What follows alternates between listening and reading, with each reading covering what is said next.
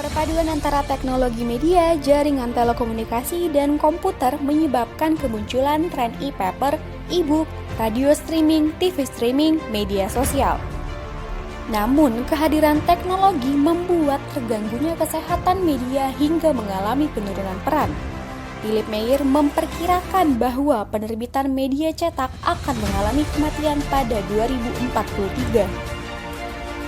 Di Amerika Serikat, media cetak yang telah berdiri selama puluhan hingga ratusan tahun ternyata tidak mampu untuk bersaing dengan media online yang didukung oleh kekuatan teknologi. Majalah Newsweek yang berdiri selama 85 tahun mengakhiri versi cetaknya pada 2012 dan berganti wajah menjadi media digital pada 2013. The Rocky Mountain News dinyatakan tutup dan meninggalkan 117.600 pembacanya pada 2009. Bernasib sama dengan The Seattle Post Intelligencer, majalah berusia 146 tahun ini dinyatakan tidak beroperasi lagi. Kematian media-media cetak juga dialami oleh beberapa negara di Asia.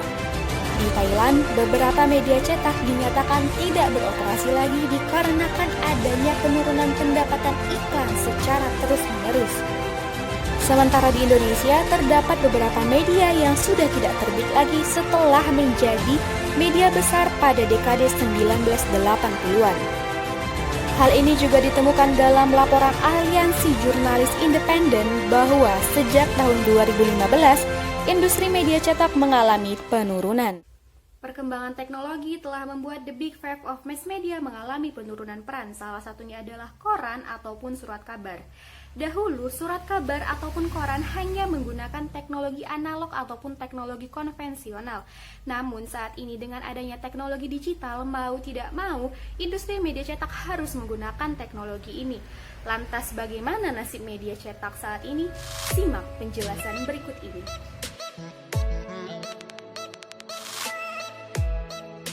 Di industri 4.0, media cetak mempertahankan diri dengan cara mengembangkan dan mempertahankan eksistensi media cetak melalui pemanfaatan media digital dalam menyebarkan informasi.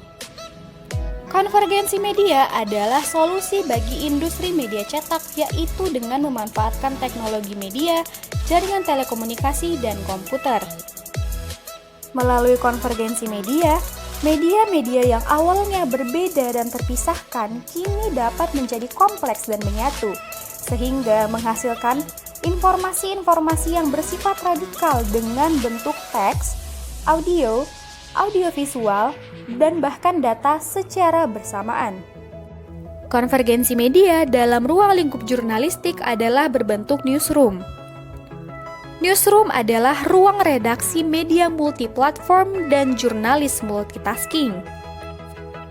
Media multiplatform adalah media yang dapat menyatukan batasan-batasan antara media cetak, media online, radio, dan bahkan media audiovisual.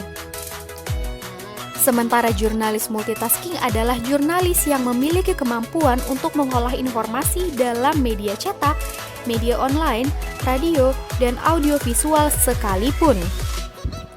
Sederhananya, jurnalis multitasking adalah jurnalis yang memiliki banyak kemampuan untuk mengolah berbagai jenis informasi di berbagai media.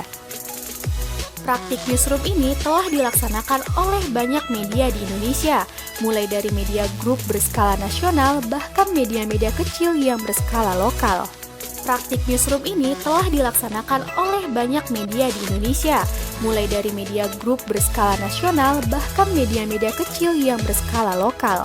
Namun ternyata media-media berskala nasional seperti MNC Group, Kompas Media Group, Visi Media Asia, Jawa Post Group, Berita Satu Media Holdings, Media Indonesia, dan City Group memiliki masalah regulasi yang masih berorientasi pada platform media yang berbeda newsroom. Lain halnya dengan Tempo Intimedia yang tidak optimal dalam melakukan konvergensi media ini. Namun, Tempo melakukan strategi bisnis baru dengan mengembangkan aplikasi Tempo. Solo Post, sebuah media cetak lokal di Jawa Tengah, juga mengembangkan konvergensi newsroom. Reporter atau jurnalis mengolah gambar, tulisan, video untuk sebuah newsroom. Reporter atau jurnalis harus mampu memiliki kemampuan untuk mengolah berita dalam media online, radio, surat kabar, dan televisi. Sementara di kedaulatan rakyat, media cetak lokal tertua di Yogyakarta atau bahkan di Indonesia yang berdiri sejak 1945 ini pernah menerapkan konvergensi newsroom pada tahun 2012. Namun ternyata upaya ini tidak maksimal ataupun tidak dapat berjalan optimal pada masa itu. Hal ini membuat platform media yang berbeda memiliki jurnalis dengan kemampuan yang berbeda pula. Seperti media cetak kedaulatan rakyat, jurnalisnya hanya memiliki kemampuan untuk mengolah media cetak dan foto. Sementara jurnalis krjogja.com memiliki beberapa kemampuan yang lebih banyak daripada media cetak kedaulatan rakyat, seperti mengambil gambar, mengambil video, dan membuat naskah untuk media online. Membahas sejarah perkembangan media online di Indonesia, Republika mengembangkan publikasi internet pertamanya pada tahun 1995. Di tahun yang sama, Tempo juga mendirikan tempointeraktif.co.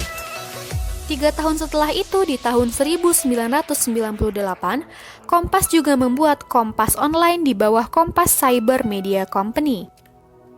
Pada tahun yang sama juga, detik.com, portal berita pertama tanpa versi cetak, didirikan. Selanjutnya, media online pun mulai berkembang. Pada tahun 2006, MNC Group merilis okezone.com dengan portal berita online, hiburan, gaya hidup, dan olahraga. Disusul 2 tahun berikutnya pada 2008, Viva News, sebuah portal berita online diluncurkan oleh Visi Media Asia.